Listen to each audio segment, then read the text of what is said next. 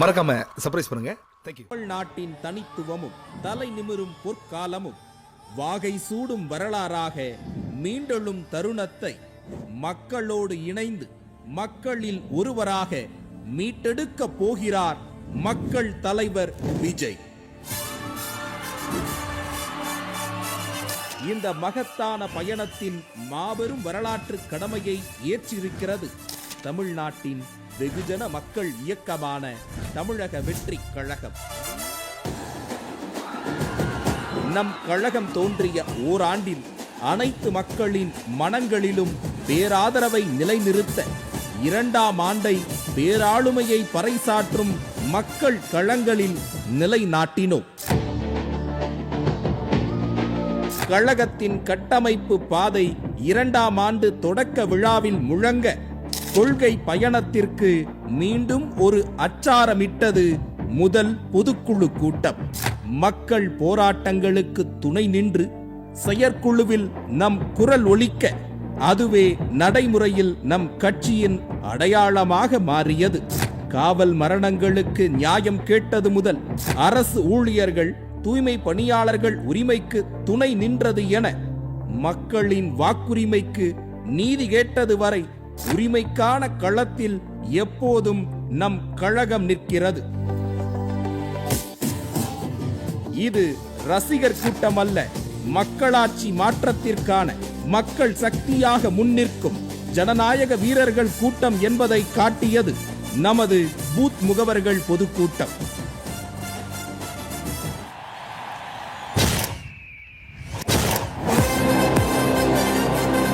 சங்கம் கண்ட மதுரை மண்ணில் மீண்டும் ஒரு சரித்திரம் கண்டது நமது 2ஆம் மாநில மாநாடு. அன்று தமிழ் மகனாக ஒலித்த தலைவர் அடுத்தடுத்த மாவட்ட மக்கள் சந்திப்புகள் மூலம் தமிழ் மக்களின் வீட்டு புதல்வனாக போற்றப்பட்டார். பூத் செயலாளர்கள் முதல் மாநில நிர்வாகிகள் வரை தேர்ந்த கட்டமைப்பாலும் ஜனநாயக முறையினாலும் 3 லட்சம் நிர்வாகிகள் கொண்ட மக்கள் இயக்கம் தமிழக வெற்றி கழகம்.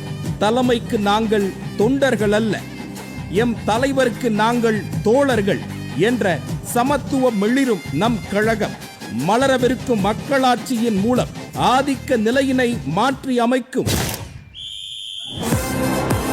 இன்று பறக்கும் நமது விசில் சத்தம் நாளை ஒலிக்கும் நல்லாட்சிக்கான கொண்டாட்டமாக மாறும். மக்கள் விரும்பும் முதல்வரான நம் தலைவர் மக்களாட்சி நாயகராக நம் உரிமை வெல்வா. உங்களோட நான் இருக்கேன், நம்மளோட நம்ம மக்கள் இருக்கிறாங்க. இதுக்கு மேல என்ன வேணும்? கான்பிடண்டா இருங்க, நல்லதே நடக்கும், வெற்றி நிச்சயம்.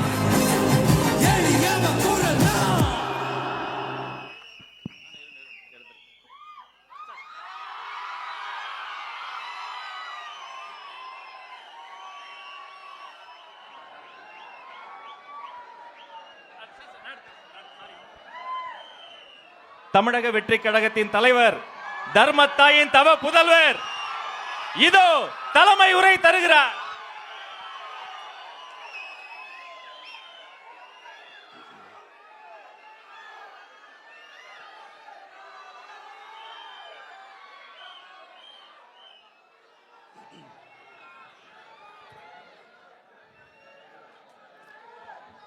நம்ம கட்சியினுடைய 2வது ஆண்டு விழா, அதாவது 3rd இயரோட தொடக்க விழா. இன்னைக்கு தமிழ்நாட்டில் ஒரு மிகப்பெரிய ஒரு கட்சியாக நம்ம வளர்ந்து இருக்கிறோம் அப்படின்னா அது உங்களால் தான். ப்ளஸ் நம்மளை நேசிக்கிற கோடிக்கணக்கான மக்களும் தான் அதுக்கு ஒரு மிக முக்கிய ஒரு காரணம். நீங்கள் தான் என்னுடைய ஒரு மிகப்பெரிய ஒரு பலம். உங்களை நம்பி தான் நானும் நம்ம கட்சியும் இருக்கிறோம்.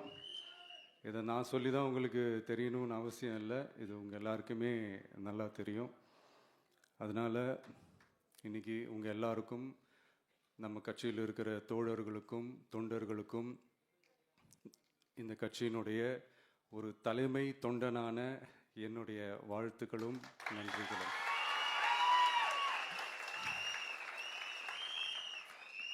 அப்புறம் என்ன, மைக்கை பிடிச்சாச்சு, வெடியை கொளுத்தி போட்டுருவோமா?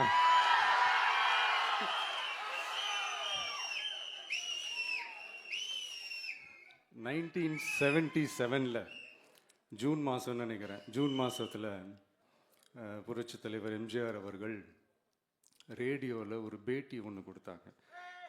அதில் பேசும்போது சொன்னாங்க, பேரறிஞர் அண்ணா அவர்கள் இருந்த இடத்தில் இப்படிப்பட்டவர்களும் அமர்கின்ற ஒரு நிலைமை ஏற்பட்டுச்சேன்னு எண்ணி எண்ணி கண்ணீர் வடித்தேன். அன்னைக்கு அந்த கண்ணீரை துடைக்க ஆரம்பித்த இயக்கம் தான் அண்ணா திராவிட முன்னேற்ற கழகம்னு சொன்னார்.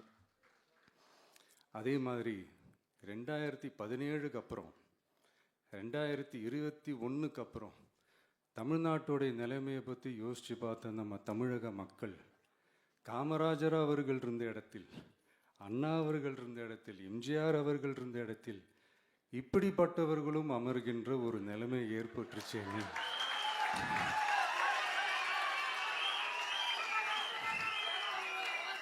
தமிழக மக்கள் கண்ணீர் வடிச்சாங்க.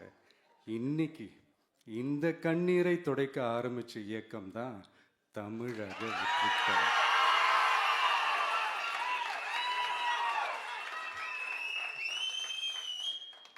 இப்படியெல்லாம் நம்ம பேசுறதுனால கண்டிப்பா சில பேர் கொந்தளிப்பாங்க. அது பத்தில நம்ம கவலைப்படக்கூடாது. ஏன்னா கொந்தளிக்கிறது தான் அவங்களுக்கு வேலையே. புரிஞ்சுங்களா அவங்களுக்கு? ஏன்னா எம்ஜிஆர் அவர்கள் கட்சி ஆரம்பித்தப்போ, ஏன் அவர் ஜெயிச்சதுக்கு அப்புறம் கூட சட்டசபையில் கூட ஏதோ ஒரு நடிகர் கட்சி வந்திருக்குதான், ஏதோ ஒரு புதிய கட்சி வந்திருக்குது, புரட்சி தலைவர்னு ஒருத்தர் வந்து, இப்படியெல்லாம் கேலியும் கிண்டலுமா. அதனால் யார் அரசியலுக்கு வந்தாலும் இப்படி கொந்தளிக்கிறது தான் அவங்களுடைய வேலையே. அப்படி தான் நாம் அரசியலுக்கு வந்ததுக்கப்புறம் கூட இந்த விஜய்க்கு என்ன அனுபவம் இருக்குது, எம்ஜிஆர் அவர்களுக்கு எவ்வளோ அனுபவம் இருக்குது தெரியுமா? 52லேருந்து 72 வரைக்கும் அந்த 20 இயர்ஸ் திமுகவில் இருந்த ஒரு அரசியல் அனுபவம் எவ்வளோ இருக்குது தெரியுமா? விஜய்க்கு என்ன பெரிய அனுபவம் இருக்குதுன்னு கேட்டால் அதே வாய் தான் அன்னைக்கு எம்ஜிஆர் அவர்களை பார்த்து, அன்னைக்கு எம்ஜிஆர் அவர்களை பார்த்து அரசியல் அரிச்சுவடி தெரியாதவர், கவர்ச்சியை மட்டுமே நம்பி இருக்கிறவர், அட்டக்கத்தி, வாய் விளம்பர வள்ளல், இவருக்கு கேள்வி மட்டும்தான் கேட்க தெரியும், பதில் சொல்ல தெரியாது, நிருபர்களை சந்திக்க மாட்டார், டெல்லியை பகச்சிக்க மாட்டார், மேலே இருந்து அவருக்கு அவ்வளோ ப்ரெஷர் இருக்குது, அப்படி இப்படின்னு சொன்னதும் அதே வாய் தான். அதனால் எம்ஜிஆர் அவர்களை மட்டும் இல்லை, அவருடைய தொண்டர்களை கூட விட்டு வைக்கல. அது என்னது, இந்த பளபளப்பு ஜொலி ஜொலிப்பை பார்த்தா பல்லிழிப்பவங்க, இப்படியெல்லாம் கிண்டலும் கேலியுமா, இது எல்லாம் மக்கள் ஒரு மாதிரி சைலண்ட்டாக வாட்ச் பண்ணிக்கிட்டு என்ன பண்ணாங்கன்றது உங்களுக்கே நல்லா தெரியும்.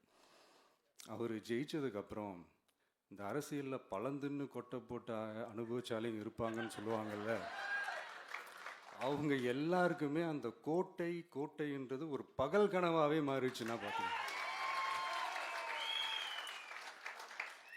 77 மாதிரியே இப்போவும் அந்த பழைய தேஞ்சி போன, துருபிடிச்சி போன, நஞ்சு போன அதே அந்த பழைய வெப்பனையும் இப்போவும் கையில் எடுக்கிறாங்க. அதனால் மை டியர் ஜென்டில்மேன், டெக்னாலஜிலாம் வளர்ந்து வேற எங்கேயோ போயிட்டுருக்கு. அட்லீஸ்ட் உங்கள் டெக்னிக்கையாவது கொஞ்சம் மாற்றுங்க பாஸ்.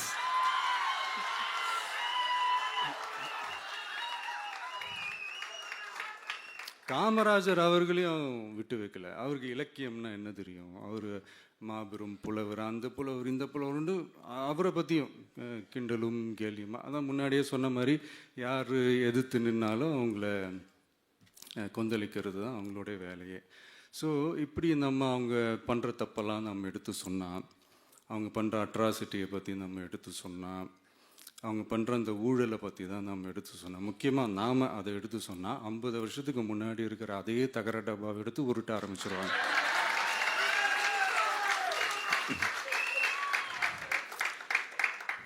பவளவிழா பாப்பாவுக்கு வேற என்ன தெரியும்?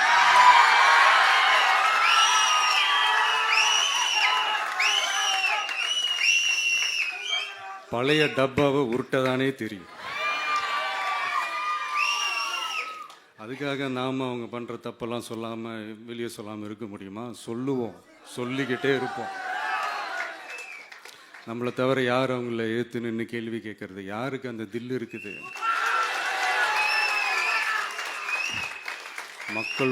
மக்களோட ஒரே பிரதிநிதி நாம மட்டும்தான். ஸோ இப்படி இருக்கிற இந்த நிலைமையில் இன்னைக்கு இந்த டிஜிட்டல் உலகத்தில் திருவள்ளுவர் இருந்திருந்தாருன்னா இந்த தீய சக்தியை பற்றி என்ன திருக்குறள் எழுதியிருப்பாரு?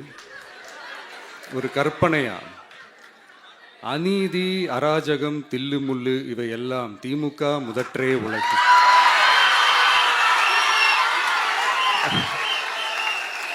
ஒரு கற்பனையா?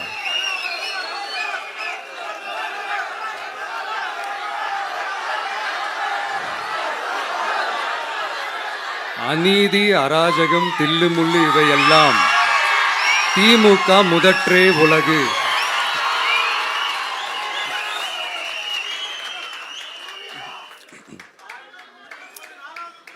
அடுத்து இந்த என்னப்பா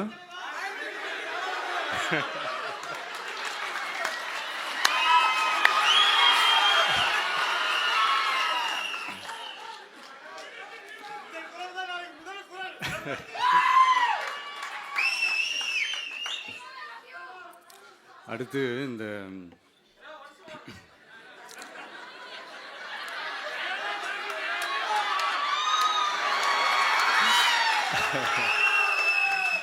சொல்லிட்டேன், 2 வாட்டி சொல்லிட்டேன்.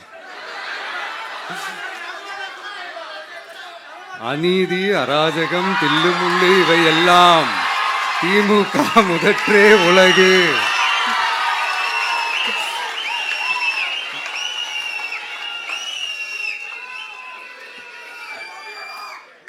அடுத்து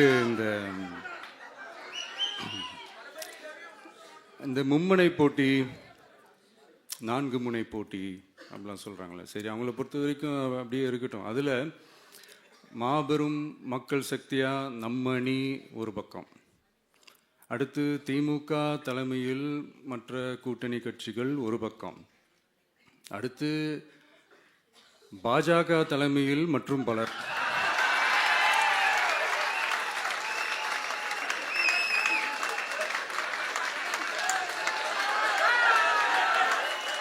என்னப்பா சிரிக்கிறீங்க? உண்மையை தானேப்பா சொன்னேன்.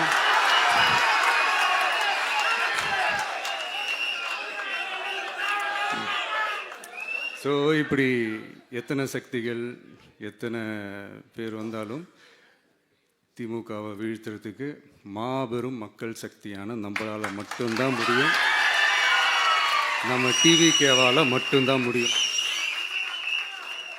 ஸோ இப்படி இருக்கிற இந்த நிலைமையில் ஏய் விஜய் வீட்டு விட்டு வெளியே வா, ஏய் விஜய் வீட்டு விட்டு வெளியே வா, இப்படியெல்லாம் கேட்கும் போது எனக்கு எப்படி அது தோணுதுன்னா, ஐயோ இவங்க ஒவ்வொரு வீட்டில் இருக்கிற ஒவ்வொரு விஜயும் இவங்க கூப்பிடுற மாதிரியே எனக்கு தோணுது.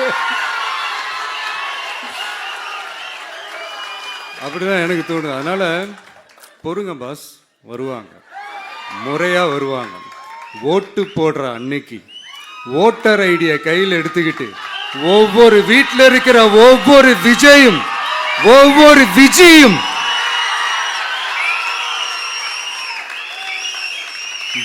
பூத்தா காலையிலேயே வந்து நிப்பாங்க பாருங்க.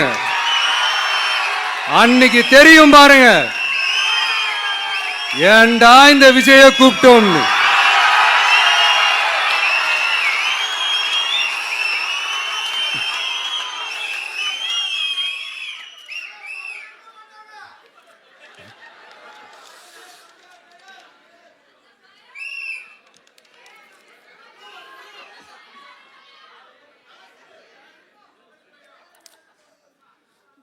ஸோ இப்படி பேசினா உடனே இவரு நான் சினிமாவா இது அப்படின்ட்டு ஆரம்பிச்சிருவாங்க. நான் சினிமா விட்டாலும் நீங்க சினிமா விட மாட்டேங்கிறீங்களேப்பா.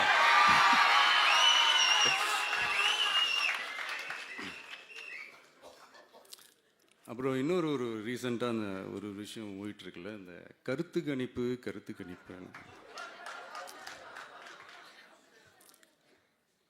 அதில் நிறைய பேர் உண்மையான கருத்து கணிப்புலாம் சொல்கிறாங்க, அதையும் நான் தப்பு சொல்லலை. சில பேர் கடுப்பில் விட்ட கணிப்பாகவும் இருக்குது, அதையும் நான் தப்பு சொல்லலை.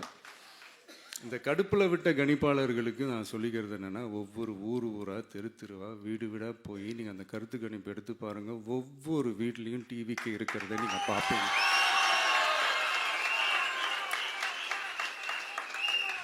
அப்படி சப்போஸ் உங்களுக்கு அது ஷாக்கிங்காக இருந்துச்சுன்னா ரப்பர் வச்சு எல்லாத்தையும் அழிச்சிட்டு மறுபடியும் முதல்லேருந்து எடுத்து பாருங்கள், அதே ரிசல்ட் தான் வரும்.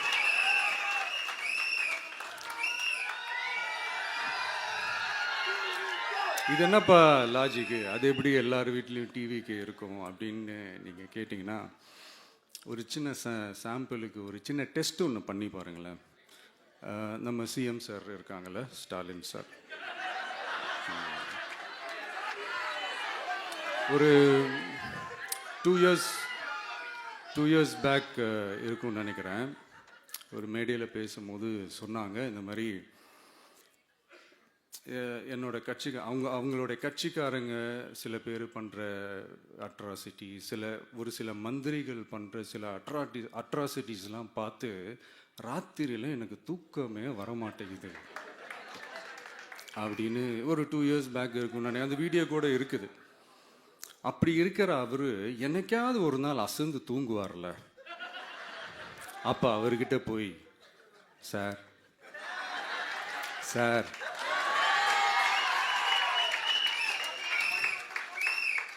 எந்த சின்னத்துக்கு சார் ஓட்டு போடுவீங்க அப்படின்னு கேட்டு பாருங்க. விசில் சின்னத்துக்கு தான்.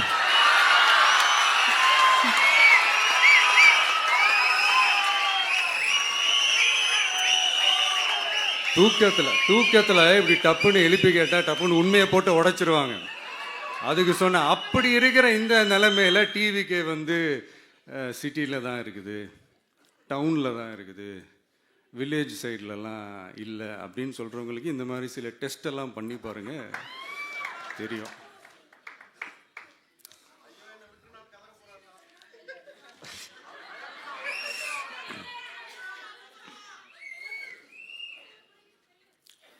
விசில் சின்னம் போகாத ஊரே இல்லை. விசில் சின்னம் எங்கெல்லாம் இருக்குதோ அங்கெல்லாம் டிவிக்கே இருக்குதுன்னு அர்த்தம். என்னுடைய அம்மா, அக்கா, தங்கைகள், அண்ணன், தம்பிகள் டிவிக்கேக்கு ஓட்டு போடுறத யாராலையும் தடுக்க முடியாது.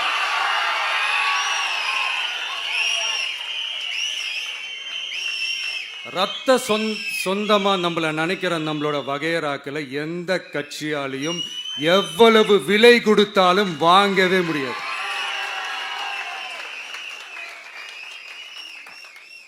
நான் ஓவர் கான்ஃபிடென்ஸில் பேசுகிறேன் அப்படின்லாம் நினைக்காதீங்க. இதுதான் கள நிலவரம், கள யதார்த்தமும் இதுதான். தீய சக்தியை வீழ்த்துறதுக்கு தூய சக்தியான நம்மளால மட்டும்தான் முடியும்.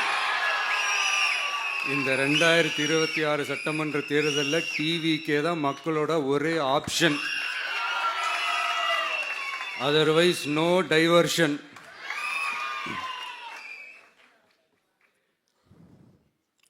இந்த டப்பா இன்ஜின், ஓட்டை இன்ஜின், எவ்வளோ இன்ஜின் வந்தாலும் டாப் இன்ஜின் நம்ம டிவிக்கே தான்ன்றதை மக்கள் ஆல்ரெடி முடிவு பண்ணிட்டாங்க. அதனால் நம்மளுடைய தோழர்கள் அதை மனசில் நல்லா ஏற்றிக்கிட்டு இன்னும் ஷார்ப்பாக ஒர்க் பண்ணுங்க. நான் ஏற்கனவே சொன்ன மாதிரி ஒன்றியம், நகரம், பேரூர், பகுதி, கிளை எல்லா இடத்துலையும் அந்த பூத்தாக அந்த நம்மளுடைய வேட்பாளர்களுக்கு ஒற்றுமையாக இருந்து வேலை செய்யுங்க. நமக்கு மாபெரும் கூட்டணியான, மாபெரும் மக்கள் சக்தியான குடும்பமாக நம்மளோட இருக்கிறாங்க. இன்னொன்று அன்றைக்கி நான் சொன்ன மாதிரி நம்மளுடைய விசில் சின்னத்துக்கு ஓட்டு போட வைக்கிறது மட்டும்தான் உங்களுடைய வேலை. மற்றதெல்லாம் மக்களோட சேர்ந்து நான் பார்த்துக்கிறேன்.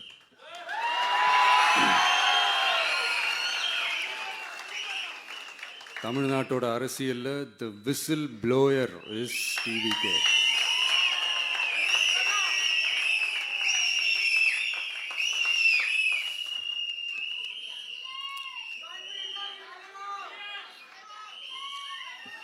நம்ம மக்கள் இந்த விசில்ல ஊதுற ஊதுல இந்த தீய சக்தியும் இந்த ஊழல் சக்தியும் தெரிச்சு ஓடணும். எப்படி தெரிச்சு ஓடணும். அன்னைக்கு சென்ட் ஜார்ஜ் கோட்டையில டிவிக்கு ஆளும் கட்சியா எழும்.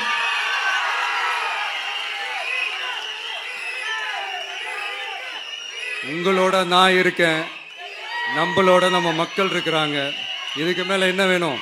கான்பிடண்டா இருங்க, நல்லதே நடக்கும், வெற்றி நிச்சயம். மீண்டும் சந்திக்கும் வரை நன்றி, வணக்கம்.